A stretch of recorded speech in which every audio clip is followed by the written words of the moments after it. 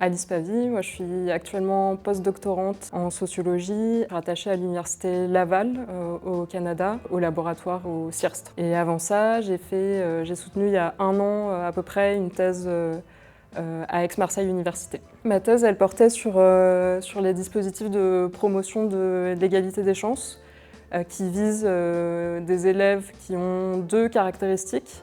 D'un côté, ils sont considérés comme défavorisés, ils sont scolarisés en éducation prioritaire le plus souvent. Et puis de l'autre, ils sont distingués positivement de leurs pairs. Ils vont être qualifiés de méritants, on va considérer qu'ils sont dotés de potentiel.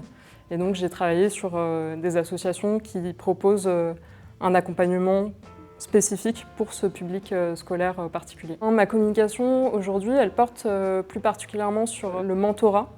Donc le mentorat, c'est ça, c'est des prestations d'accompagnement qui vont viser le plus souvent des jeunes en difficulté, qui vont leur proposer un accompagnement en dehors du temps scolaire.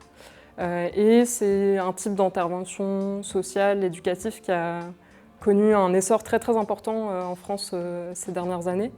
Et donc dans cette communication aujourd'hui, j'essaye de poser la question de pourquoi, comment est-ce qu'on peut expliquer ce succès de ce mode d'intervention. Et pour ça, je me penche sur la façon dont on produit ces prestations d'accompagnement, les conditions de production de cette modalité, de cette activité. Mon hypothèse, en gros, c'est que c'est le fait de ne pas reconnaître tout le travail qui est nécessaire à produire cette activité qui contribue en fait à son succès, à son déploiement, au fait qu'elle soit aussi autant soutenue par la puissance publique. J'utilise notamment le concept de travail gratuit qui a été beaucoup utilisé ces dernières années pour décrire ce qui se passe dans le monde associatif.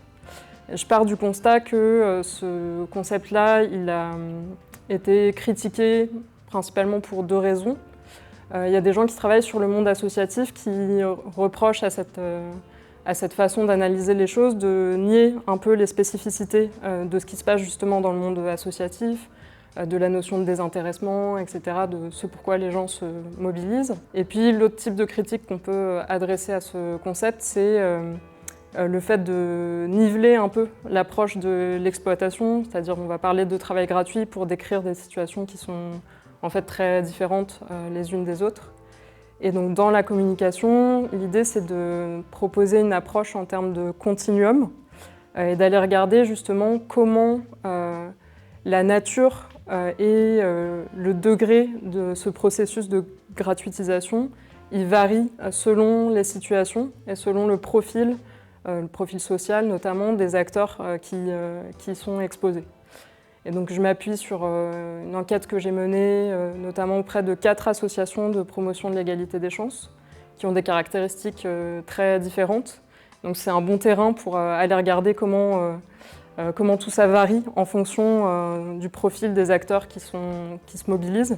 Parce que là, il est très différent d'une association à l'autre. Donc dans la communication, je me penche d'abord sur le cas des salariés, ensuite sur celui des mentors bénévoles, aussi des personnes qui sont chargées de les encadrer dans les associations. Et une originalité de l'approche, c'est aussi d'intégrer à tout ça les bénéficiaires eux-mêmes de ces prestations, dont j'essaye de montrer qu'ils ne font pas que recevoir l'accompagnement, ils contribuent aussi à produire en fait ces prestations, mais aussi en faisant tout un travail de valorisation de ces prestations, en témoignant de l'expérience positive que ça représente pour eux.